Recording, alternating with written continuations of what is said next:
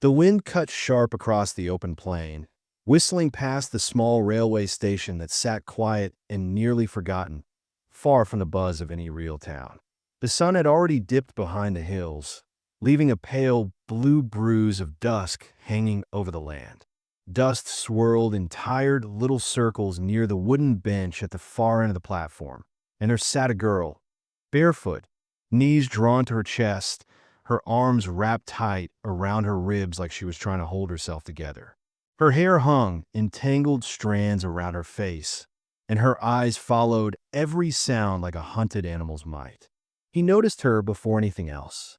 Not the rusty old train sign, not the empty water pump, not the way his boots crunched on gravel with each step.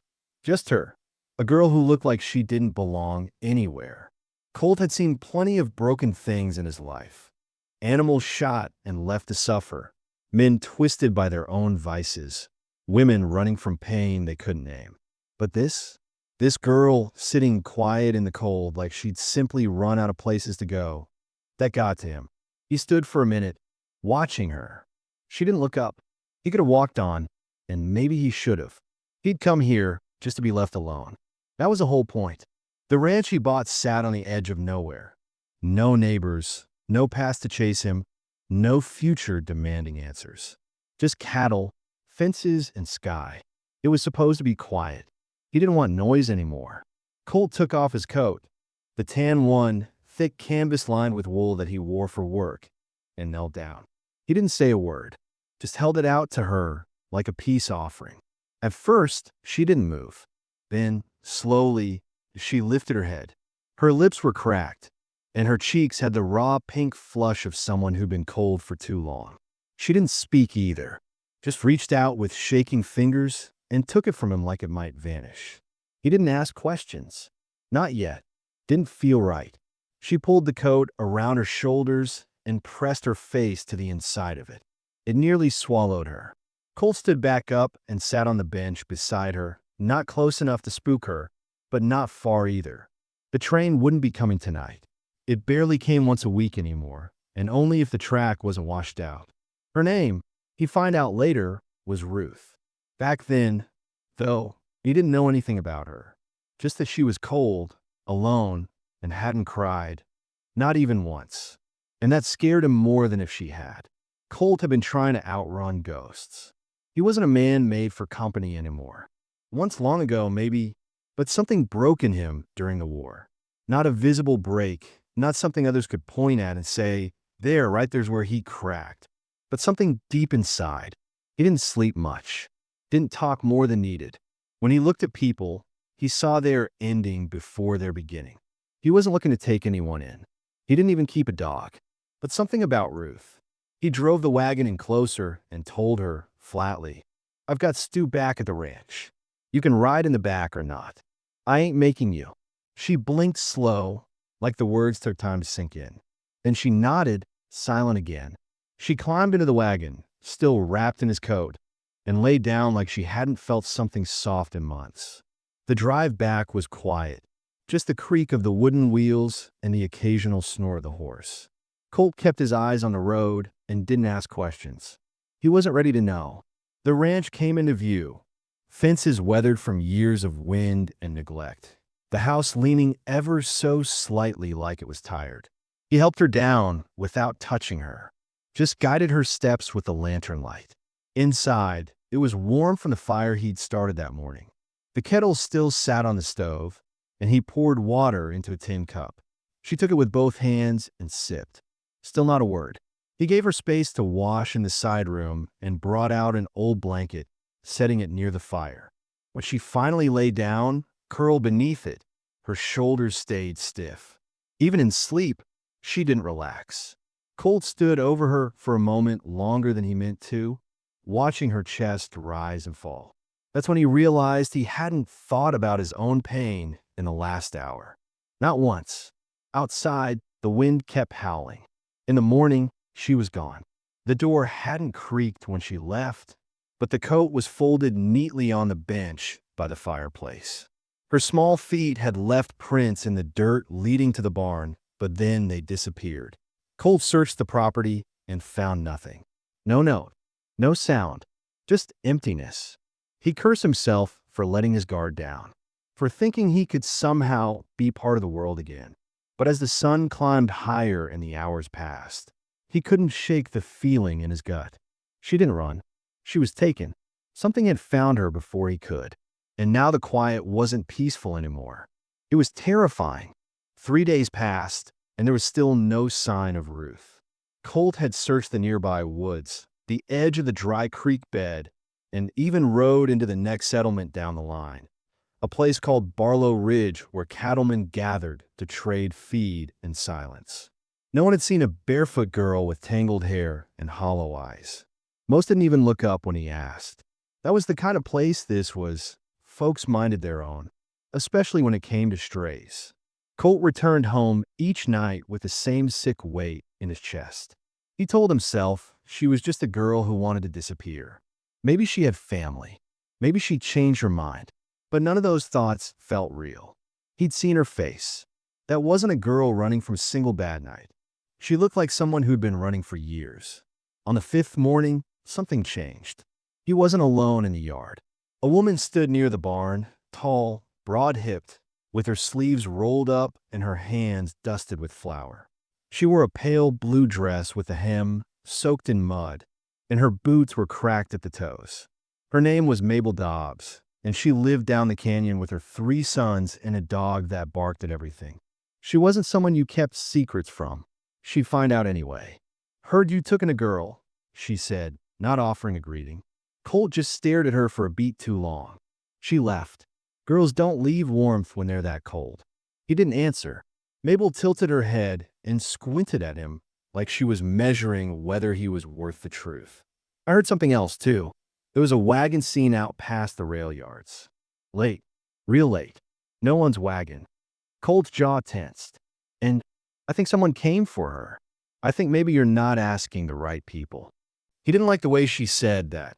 Like she knew exactly where his mind was going and was daring him to say it out loud. That night, Colt lay awake, the lantern still burning beside his chair, and thought about all the people he'd avoided since he came here. People like Sheriff Merritt, a man who wore a badge like it was supposed to make up for the mess of his own life. Or Old Creighton, who used to run whiskey with outlaws and now claimed to be saved. There were men in this county who could make girls vanish and sleep soundly after. The next morning, Colt rode out again, this time not as a stranger asking quiet questions. This time he was looking for something that hurt.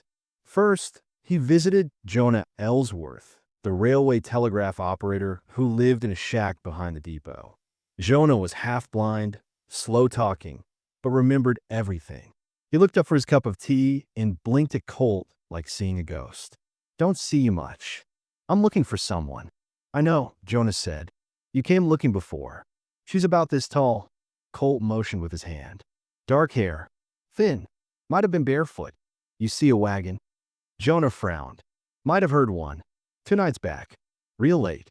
No lantern. Just creaking wheels. Which way it go?" Jonah pointed toward the canyon road. "That ain't where wagons usually go. That road twisted down past old mine shafts and through the thick part of the forest where stories grew like moss. People said there were still bootleggers hiding out there, or worse, folks who didn't want to be found." Colt had never been one for stories, but something in his bones told him Ruth hadn't walked away on her own. By sundown, he was back at the ranch. Mabel was already in the kitchen, sleeves rolled again, kneading dough like she lived there. She didn't ask where he'd been. "Hope you like biscuits. We're low on meat." Colt didn't respond. He sat at the table and stared out the window while Mabel worked. She was loud and sharp with her words, but she watched people carefully. She had that rare talent. She listened while talking. That night, she said something that stuck. "You're not just worried about her. You're ashamed you let her leave." Colt didn't answer. He didn't need to. That night, someone knocked. It was a soft knock. 3 taps, spaced like whoever stood there didn't want to be heard. Colt opened the door slow. A boy stood there, no older than 14, with a fresh bruise on his cheek and a cut above his brow. He looked like someone who hadn't eaten in a day. His name was Amos, one of Mabel's youngest. She said I should come tell you something. The boy muttered. I saw a girl like you said, near the old orchard. They had her in the back of a wagon. She didn't look like she wanted to be there. Colt's grip tightened on the door frame. Who had her? The boy hesitated. I think it was the Bartons. The Bartons were a family on the edge of decency. 3 brothers and a father, all built like stone, all mean when they drank. No one went up their way unless they had to. They lived near the old orchard, and everyone knew their land was where bad things disappeared. Cattle, tools, sometimes people. The next morning, Colt saddled his horse before dawn. Mabel didn't try to stop him. You'll need a second set of eyes, she said, tossing him a rifle. And I don't trust you not to get shot. They rode through mist and shadow, silence stretching between them like a second road. The Bartons' land appeared slowly through the fog, black shapes rising from the earth. The barn, the house, a smokehouse leaning to one side. Everything quiet. Colt didn't wait. He knocked once on the door, then kicked it open. Mabel stayed behind him, rifle leveled, no questions asked. Inside, the air stank of old grease and rotting cloth. The Barton men were at the table. Or 2 of them were, Rhett and Warren. Both stood fast, surprised but not scared. Colt said nothing, just stared. We don't take kindly to breaking in, Rhett said, chewing on a toothpick. Where's the girl? Colt asked. Warren blinked. What girl? Mabel's voice cut and sharp. You know damn well what girl. The room tightened. Then, from the back came a sound. A door creaked. Feet shuffled. And then Ruth appeared, wrapped in an old blanket, eyes heavy, face pale. She didn't run, didn't scream, just looked at Colt like he was another trick her mind was playing. He stepped forward slow. You okay? She nodded once, but it was weak. Not yes, just not no.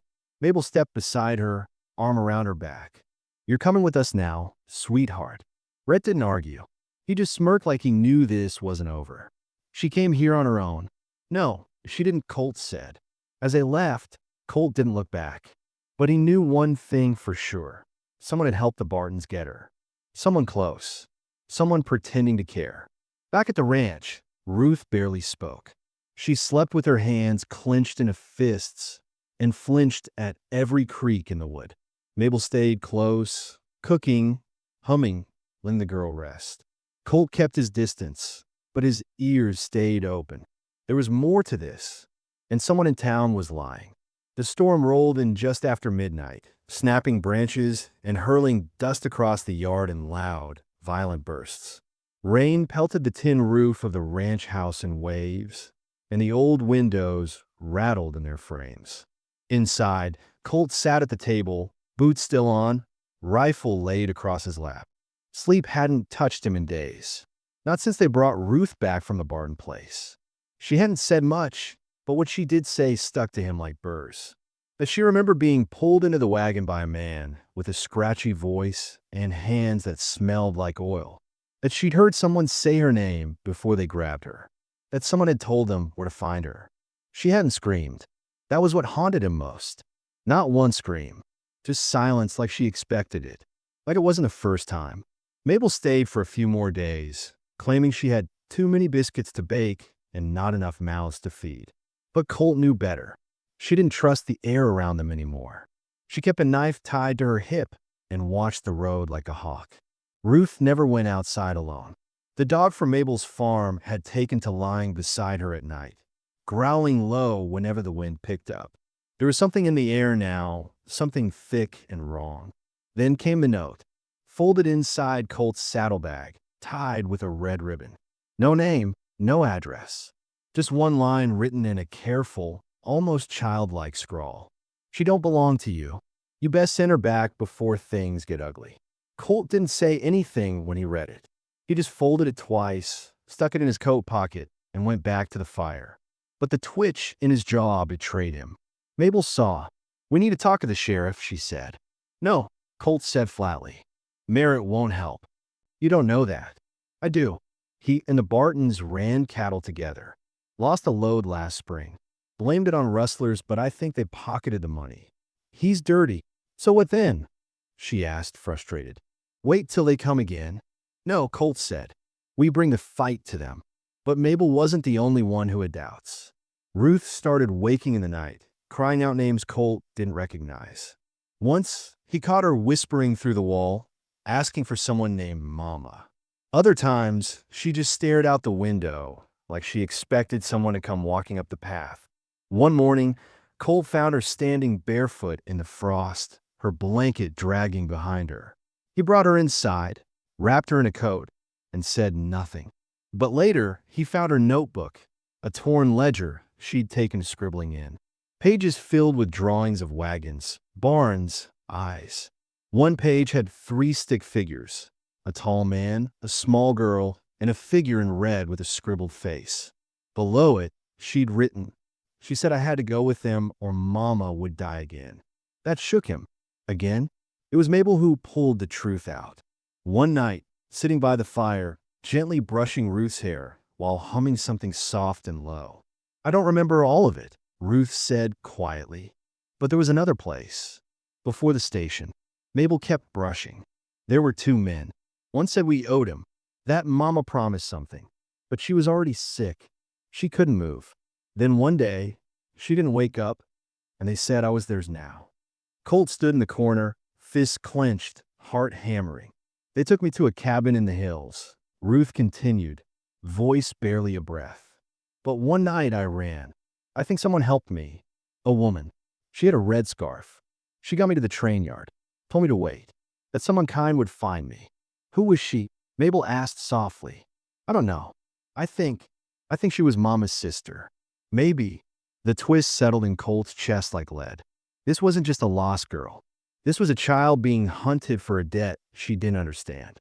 And someone on the inside was feeding her back into it.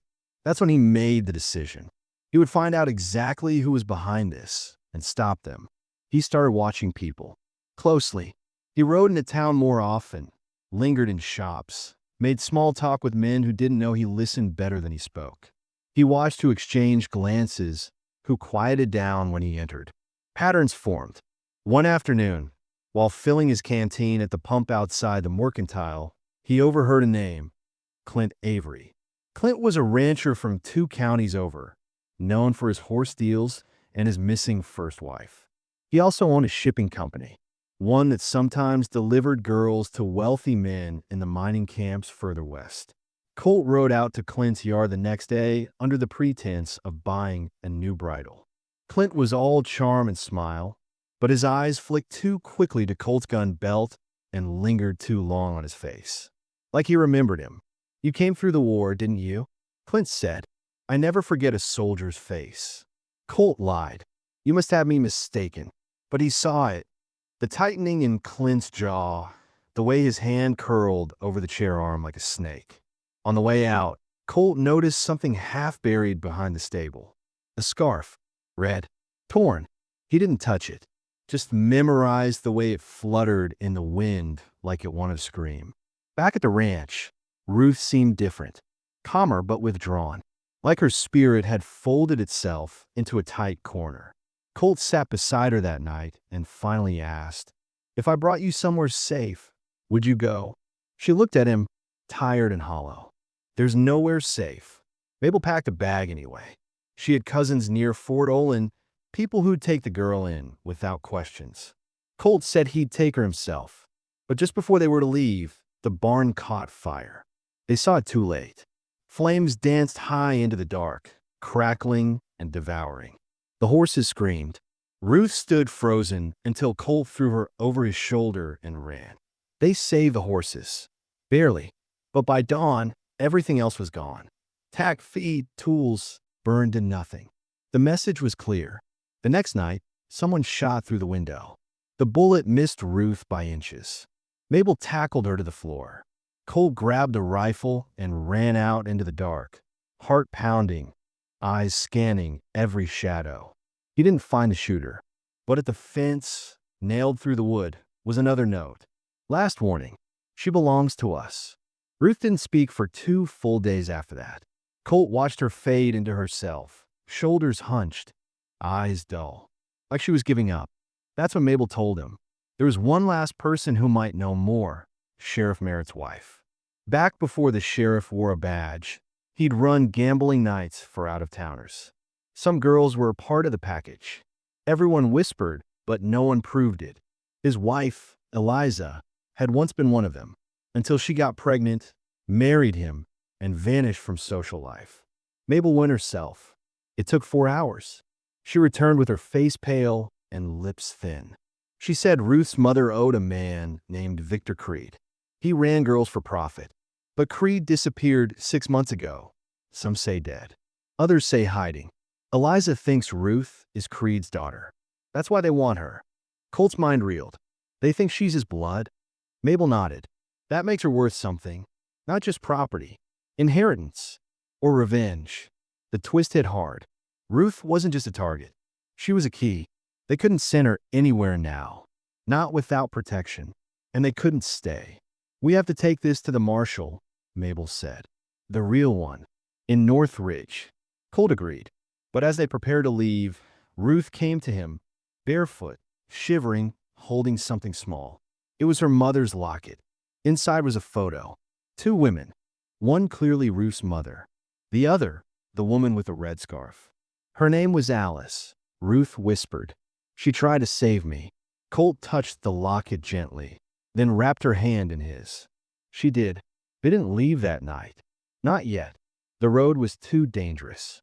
Instead, Colt rode into town one last time. He walked straight into the saloon, where Sheriff Merritt sat playing cards with 2 of the Barton boys. He tossed the red scarf on the table. I want the man behind this, Colt said, or I swear I'll bring the whole damn house down. The room froze. Merritt looked at the scarf, then at Colt. And finally, with a slow, crooked smile, he said, Then I guess it's time you met the man who owns the land your ranch sits on. And just like that, the story turned. Colt had thought he was protecting a girl, but now he realized they were standing on a trap. The ranch was no longer a home. It felt like a battleground waiting to collapse. Colt boarded up the windows, reinforced the doors, and made sure the fire burned low every night so the smoke wouldn't give them away. Mabel barely slept. She rotated watches with Colt, rifle across her lap, eyes sharp and unblinking. And Ruth moved like a shadow, eating less, speaking less, curling up in corners with the dog pressed tight against her side like he was the only thing in the world she trusted. But silence wasn't safety. Every day they waited. The tension inside the house grew heavier. The nights were worse. Strange sounds echoed from the hills. Hoofbeats in the distance. Shutters flapping that Colt swore he'd latched. The creak of floorboards when no one was walking. Fear began to rot the edges of hope. The morning after Colt confronted Sheriff Merritt, the ranch was unnaturally still. No birdsong, no wind. And then the letter came. A man on horseback dropped it at the gate and rode off without a word. Colt found it pinned to the post with a hunting knife. We have your name, your land, your weakness. You want a girl alive? Meet us at Willow Pass. Dusk. Come alone. There was no signature, but Colt knew exactly who it was from. Victor Creed was alive. And now he wanted his legacy back. For a long time, Colt just stood there, the note trembling in his hand. It was a trap. Of course it was. But the game had shifted. This wasn't about Ruth anymore. Not just. It was about power. About a man trying to reclaim what he thought was his bloodline, his property, and whatever money or pride came with it. And the worst part was, Creed didn't care who got crushed in the process. Inside the house, Mabel read the note, then crumpled it in her fist. You can't go, she said. It's suicide. If I don't, they'll come here. They'll come anyway. I won't let them touch her again. Mabel looked at him for a long moment, the firelight casting deep shadows across her tired face. This isn't just about her, is it? Colt didn't answer. He didn't have to. He was tired of running, tired of losing people, tired of never being enough to stop what hurt. That night, he sat beside Ruth and told her everything. Who Creed was, what he wanted, what Colt planned to do. Ruth listened with wide, hollow eyes. Then she said, so softly it nearly broke him, If I leave, will they stop hurting you? No. Then I'm not leaving. He reached for her hand. She let him hold it. The next morning, Colt rode out before the sun. He left behind his rifle and took only a revolver hidden at his back. He wanted Creed to think he was desperate, that he'd do anything to keep the girl safe. Because it was true. Willow Pass was a narrow stretch of trail where the canyon dipped and the wind never quite stopped howling. Colt arrived early, hid the horse in a brush, and waited. They came late. 3 men. One in a dark coat, tall and lean, with a wide hat pulled low and a voice like rust. Colt knew right away. It was Creed. "You got my girl?" Creed called, stepping forward. "No," Colt said calmly. "She's not yours." Creed chuckled. "You're right. She ain't mine by blood. But her daddy owed me. Her mama did too. They promised me a daughter in exchange for a debt. Then they died before making good. She's not payment. She's property." Colt drew slow. Creed was faster. The bullet missed his heart by an inch. Colt dropped to the ground. The wind knocked clean from him. His side burned. He saw the other 2 men raise their guns, but before they could fire, another shot cracked through the canyon. Then another, and another. From above, Mabel was shooting from the ridge, rifle steady. Her face grim, focused. Ruth stood beside her, trembling, holding the locket in her hands like a shield. The men scattered. Colt crawled behind a rock, blood soaking through his shirt. Creed didn't retreat. He moved toward him like a ghost, gun raised again, shouting, "You think this ends here? You think she'll ever be safe?" Colt didn't have a response. His hand fumbled for the revolver. But it wasn't Colt who stopped Creed. It was Ruth. She came down the ridge slow, barefoot again, stepping over stones and thorns without a flinch. Her face was unreadable. Calm. She walked up to Creed and said one word. "No." He stared at her, confused. Maybe he thought she'd come to surrender. Maybe he thought she'd beg. And she pulled the second pistol Colt had taught her use. Small, hidden in the folds of her dress. And she pointed it at him. Creed laughed. "You gonna shoot me, little girl?" She didn't. She just held it steady. Then Mabel appeared beside her, rifle still raised. "She doesn't have to." Creed's hand twitched. Mabel fired first. The bullet struck his leg. He fell hard, screaming. The others had already run. Colt pushed himself up, staggered, then limped toward them. It was over. Back at the ranch, Ruth cried for the first time in front of them. Not from fear, not from pain, from release, from the crushing weight lifting, even if just a little. Colt sat beside her and wrapped her in his arms. "You don't belong to anyone," he whispered, "and no one's ever taken you again." The days that followed were quiet but not calm. Sheriff Merritt resigned. Turns out he'd been blackmailed by Creed years ago and looked the other way ever since. Mabel handed over a stack of letters she'd found, proof of the trafficking ring, the payments, the threats. The marshal from Northridge came down personally. They cleaned house. Ruth testified, brave, clear-eyed. Her voice didn't shake. The ranch slowly came back to life. Mabel stayed, said she missed the view too much. Colt built a new barn, stronger this time. He didn't say it out loud, but everyone knew. It was for her. For Ruth. She started writing, drawing again, laughing even. And every morning, she wore her mother's locket. She'd lost more than most kids could ever name. But she had one thing now she never did before. A choice. Colt never called himself her father. But when she asked him one night, "Can I stay forever?" he said yes without blinking. She smiled, laid her head on his shoulder, and whispered, "I'm not scared anymore." He didn't say anything back. He just held her tighter. And somewhere deep in the canyon wind, the last of the ghosts slipped away. The first sign something was wrong came with the letter from the marshal's office. Colt read it twice, then folded it carefully and placed it beside his coffee cup without saying a word. Outside, the wind bent the dry grass across the hills, and the sun glared down like it was trying to bleach the truth out of everything. Ruth was feeding the chickens. Mabel was hanging laundry in the sun.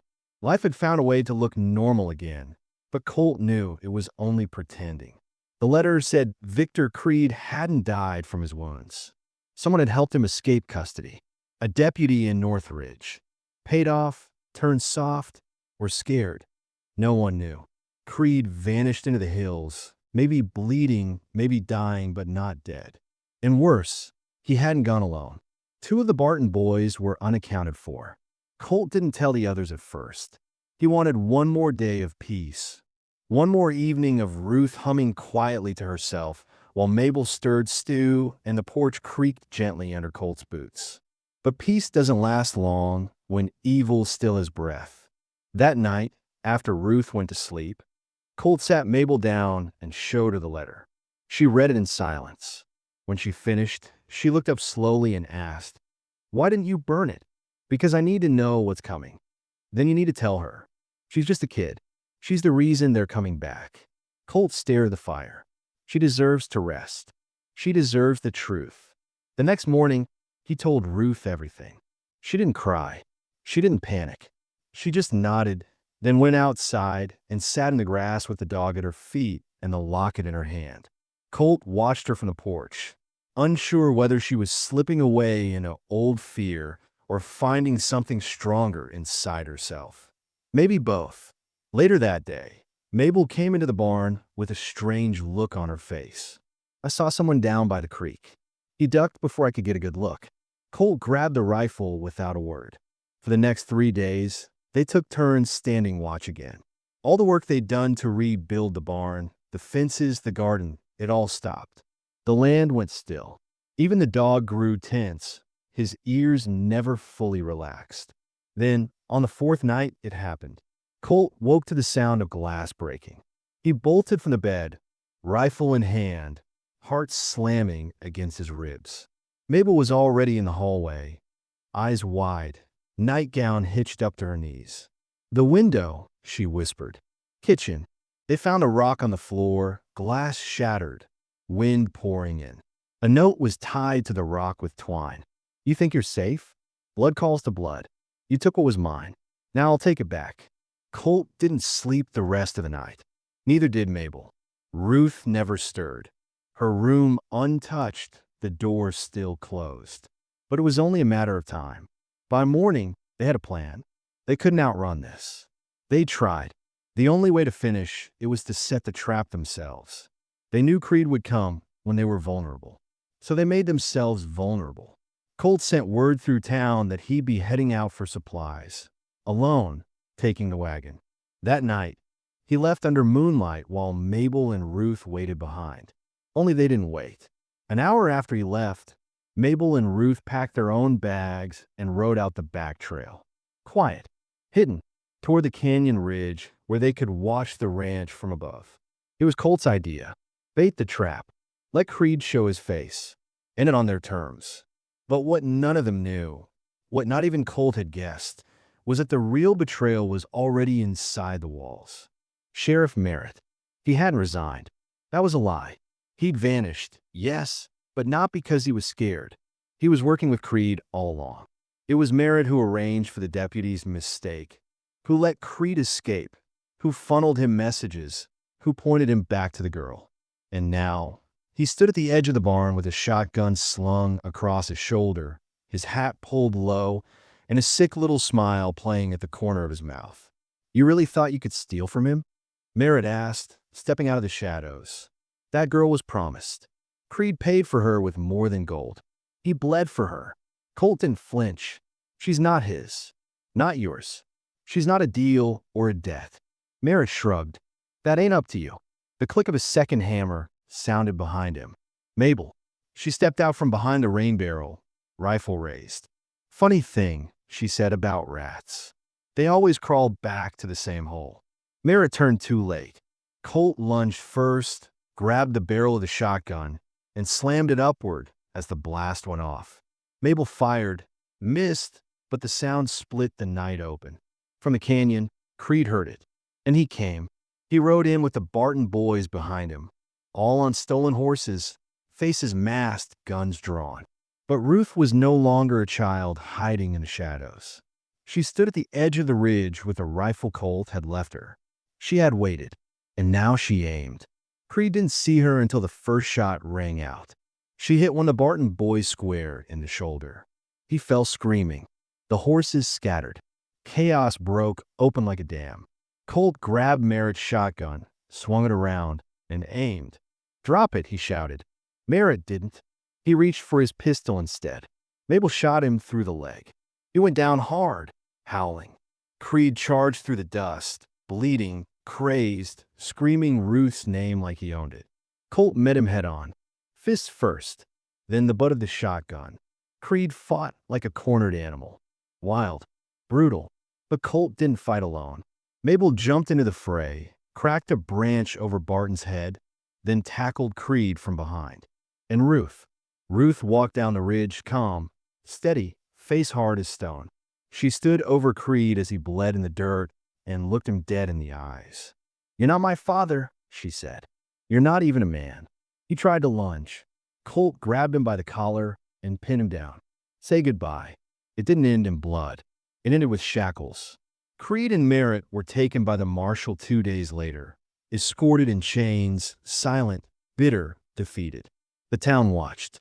Some spit on them. Some just turned away. No one asked questions. Ruth stood behind Colt that day, holding his hand. Mabel beside her.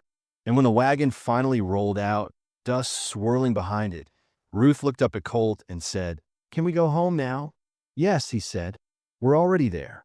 In the weeks that followed, everything changed. Quietly. Honestly, Colt started sleeping again. Not always through the night, but enough.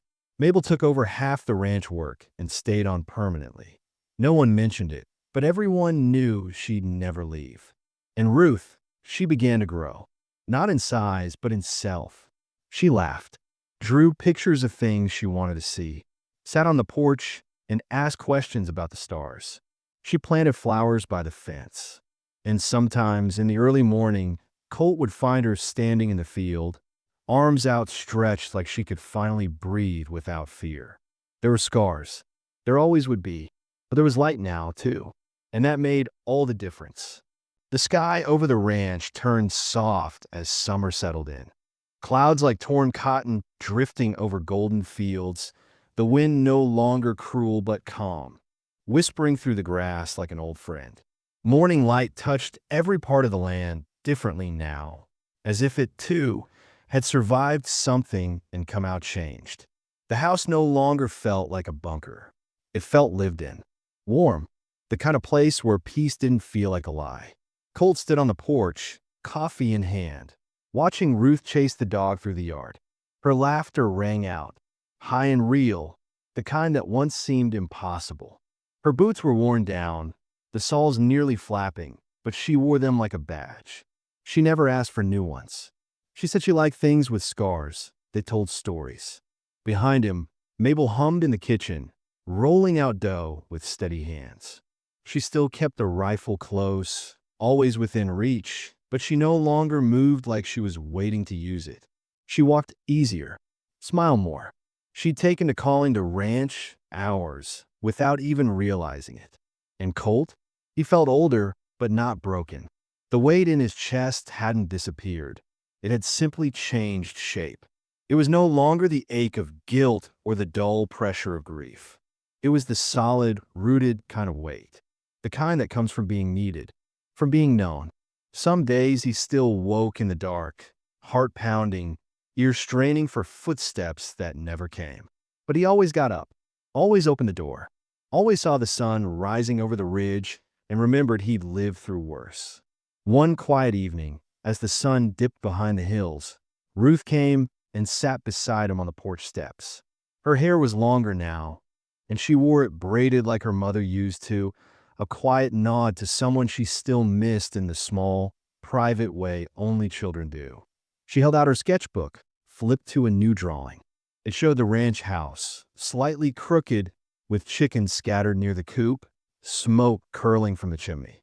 3 stick figures stood out front, a tall man in a hat, a woman with strong arms and a long dress, and a girl holding both their hands. Colt stared at the picture for a long time, throat tightening. "That us?" Ruth nodded. "I think so. You did a good job." She looked down, then back up at him. "I used to think I was just a problem." "You're not." "I know," she said quietly. "I don't feel like a ghost anymore." That hit him harder than anything. More than Creed's threats. more than the gunfire, more than all the pain they'd crawled through to get here. Because she wasn't talking about being afraid. She was talking about maturing, about finally existing in the world as someone who belonged. Later that week, Mabel suggested they plan a tree out by the far fence line. Something that'll last, she said, even when we're all gone. They chose a cottonwood, tall and stubborn. Colt dug the hole. Ruth watered it. Mabel tied a piece of red cloth around the base. Not as a warning, as a memory. "That's for Alice," Ruth whispered. "She saved me first." No one said anything. They didn't need to. The seasons rolled forward. They rebuilt the barn with stronger timber, put in a second water line, even started boarding horses for passing travelers. Word got out. There was a place out west where a girl could ride free, where no one asked what you were running from, only whether you were hungry. Sometimes strangers came, mothers with tired eyes, quiet girls with missing fathers, boys who looked over their shoulder before speaking. Mabel would sit them down, give them stew, and tell them the rules. No harm, she'd say. No lies. No running from what you've already lived through. Only forward. And they listened.